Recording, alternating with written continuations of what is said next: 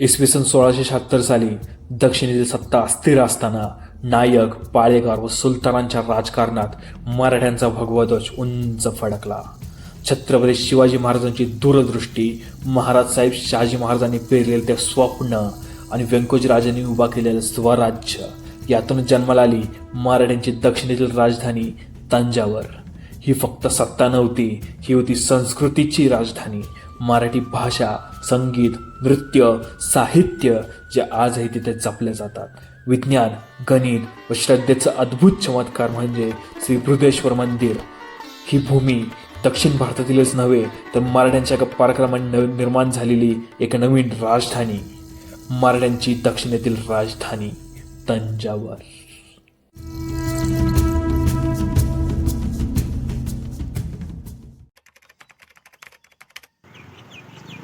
राम राम मंडळी, आज पुन्हा एकदा स्वागत आहे एका नवीन व्हिडिओमध्ये. आज आपण आलो आहे मराठ्यांची जी दक्षिणेतील राजधानी आहे या तंजावर, त्या सिटीमध्ये.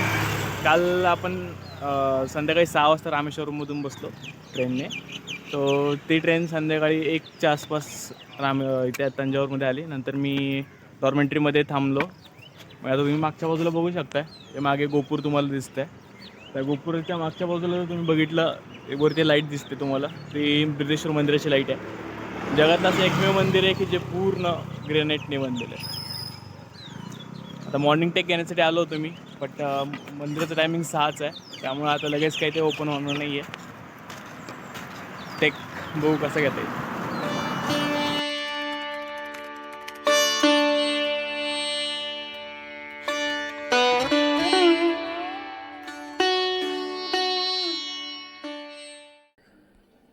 दक्षिण भारतात नायक व पाळेगार यांच्या राजकारणात सतत बदल होत होते.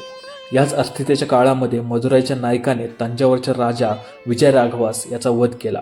त्याच्यानंतर त्याच्या नातवाने गादी परत मिळवण्याच्या हेतूने विजापूरच्या सुलतानाकडे मदतीची याचना केली. इसवी सन 1675 विजापूरच्या सुलतानाने महाराज साहेब शहाजीराजे भोसले यांचे पुत्र आणि मराठा सेनापती व्यंकोजी उर्फ एकोजी राजे यांच्या नेतृत्वाखाली तंजावर मोहिमेची आखणी केली. व्यंकोजी राजांनी अलिगिरीचा पराभव करून तंजावर ताब्यात घेतले. ही जी तुम्ही तटबंदी बघताय, 2 तटबंदी आहेत इथे, आणि हा याला बोलतात धनुष दरवाजा किंवा मराठा दरवाजा असं बोलतात. हे धनुष्याच्या आकाराचं आहे आणि गणेश आणि सुब्रमण्यम यांच्यासाठी हा दरवाजा अनुसरून ठेवला आहे असं सांगतात. आणि डबल तटबंदी बांधलेली, आणि ही जी तटबंदी बांधली आहे ती मराठ्यांनी बांधलेली आहे आतल्या मंदिराच्या रक्षणासाठी. त्यामुळे याला मराठा द्वारसुद्धा बोलतात, मराठा दरवाजा. हे केरला तारांकन गोपूर असं म्हणतात त्याला. आता हे जे गोपूर आहे, चोल राजांनी केरलावरती विजय मिळवल्यानंतर हे गोपुराची बांधकाम केलं होतं. त्याच्यामध्ये खूप वेगवेगळ्या प्रकारच्या मूर्त्या आहेत. ब्रह्मदेवाची आहे, शर्वाची आहे, त्याच्यानंतर विष्णूंची आहे, शंकर पार्वतींची मूर्ती, वरती अर्धनारीनटेश्वरची मूर्ती इथे, त्यानंतर इकडे महिषासुरवदिनीची मूर्ती आहे. अशा सगळ्यात वरती टॉपला गणेश आहे आणि मध्ये कीर्तिमुख. व्यंकोजी राजांनी अलिगिरीचा पराभव करून तंजावर ताब्यात घेतले. मात्र विजापूरच्या सुलतानाच्या सूचनेनुसार आपल्या शिष्याला गादीवर बसवण्याऐवजी त्यांनी स्वतः राजपद स्वीकारले. याच घटनेतून तंजावरमध्ये मराठा सत्तेची स्थापना झाली. प्रथम गोपूर, द्वितीय गोपूर, हा नंदी मंडप, सेपरेट नंदी मंडप आहे. इथला समोरचा जो हा पॅच आहे ह्याला बोलतात सभा मंडप. आणि आतमध्ये जो शिखराचा पॉईंट आहे जिथे शंकरांची पिंड आहे, महादेवाची पिंड आहे, तो आहे गर्भमंडप. असे मंदिराचे मुख्य भाग. आणि तुम्हाला जो मगाशी म्हटलं होतं की वरचा जो पॉईंट आहे हा वाला जवळपास 81 टनाचा आहे. छत्रपती शिवाजी महाराजांचे सावत्र भाऊ व्यंकोजी राजे हे भोसले घराण्यातील तंजावरचे पहिले मराठा राजे ठरले. त्यांनी एप्रिल 1674 पासून तंजावरचा राज्यकारभार हाती घेतला ते 1684 पर्यंत तिथे राज्य केले. याच दरम्यान जिंजीचा सुभेदार नासिर मोहम्मद खान म्हणजेच वजीर खवस खानाचा भाऊ यांनी संपूर्ण दक्षिण भारत ताब्यात घेण्याची महत्त्वाकांक्षा बाळगली होती.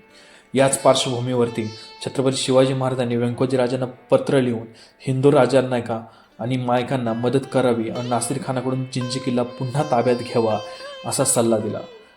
मात्र व्यंकोजी राजांकडून हे राजकारण प्रभावीपणे तडीस गेले नाही. पाणी साठवण्यासाठी दगडात कोरलेली अखंड टाकी आहे, बघू शकताय. आणि तिथे खाली आउटलेट पण काढलेलं आहे त्यांनी. इथे आउटलेट पण काढलेलं आहे. एवढे प्रॉपर टाके तयार केलेले. मंदिराच्या आवारात असे खूप सारे अवशेष आहेत, जे की वेगवेगळ्या मंदिराचे पडलेले खांब आहेत. काही इंटरलॉकिंग सिस्टीमचे काही खांब आहेत, असे सगळे ठेवलेले आहेत इकडे. अखेरीस दक्षिणेतील हा राजकीय अस्थिरतेचा लाभ घेण्यासाठी छत्रपती शिवाजी महाराजांच्या मनात दृढ निश्चय निर्माण झाला. भविष्यात अटळ असलेल्या मोगली आक्रमणांच्या वेळी दक्षिणेत संरक्षणात्मक आश्रयस्थान उत्पन्न देणारा प्रदेश स्वराज्यात असावा अशी महाराजांची दूरदृष्टी होती. तसेच संघटित बळाच्या आधारे दक्षिणेतील सर्व हिंदू राजांची एकजूट साधून संपूर्ण दक्षिणेतून मोगली सत्तेचा नायनाट करणे, याच उद्देशाने महाराजांनी इसवी सन 1676 ते 1677 मध्ये दक्षिण दिग्विजय मोहिमेची आखणी केली. हे ज्या वास्तूचं बांधकाम दिसतंय याच्यावरनं तर असं कळतं की इंग्रजांच्या काळातलं आहे, कारण त्यांनीही इथे काही गोष्टी नवीन प्रमाणात बांधल्या होत्या. तर असंच पूर्ण अख्खा जो पूर्ण मंदिर आहे ते पूर्ण ग्रेनाईटने भरलेलं आहे. कुठेच दुसऱ्या दगडाचा वापर केलेला नाही आहे. पूर्ण एकमेव असं मंदिर आहे की ते पूर्ण ग्रेनाईटने बांधलेलं आहे. आणि प्रत्येक कळसावरती तुम्हाला वेगवेगळ्या देवांचे जे भाग आहेत ते तुम्हाला बघायला दिसतील. शरफोजी राजे महाडिक यांनी दिलेल्या कित्येक दानांबद्दल या पूर्ण महामंदिरामध्ये लिहून ठेवलेलं आहे. हे जे मंदिर आहे हे 1300 वर्षांपूर्वी राजा चोला यांनी बनवलेलं आहे. आणि याच्या अगोदरच्या व्हिडिओमध्ये आपण धनुष्यकोडीचा जो समुद्र बघितला आहे, जो दोन्ही साईडला जो तुम्हाला सांगितलं मी की एका बाजूला अरबी समुद्र आणि दुसऱ्याच म्हणजेच सिंधू महासागर, आणि जो दुसऱ्या बाजूला बे ऑफ बेंगल आहे तर तो होता चोला सी. आणि त्यांच्याच कारकिर्दीमध्ये हे मंदिर बांधलेलं आहे मोठं शंकराचं.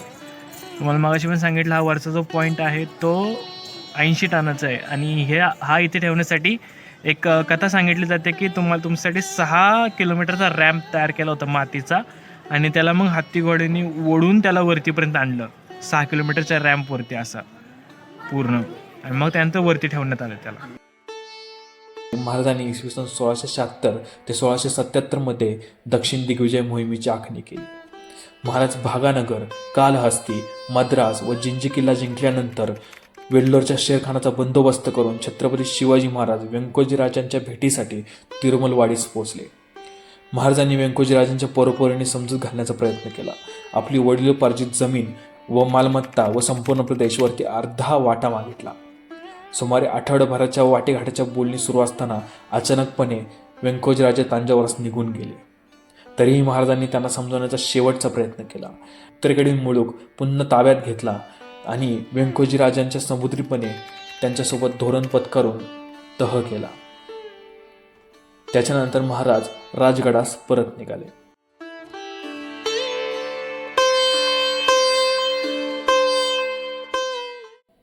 छत्रपती शिवाजी महाराजांच्या दक्षिण दिग्विजयाच्या मोहिमेच्या दरम्यान त्यांची मुत्सद्देगिरी, युद्धकौशल्य, राज्यव्यवस्था, उदारदृष्टी, दूरदृष्टी, सावधपणा इत्यादी गुणवैशिष्ट्ये प्रामुख्याने दिसतात. आपला तंजावरचा प्रवास इथेच समाप्त होतोय. भेटूया पुढच्या नवीन व्हिडिओमध्ये. तोपर्यंत राम राम मंडळी.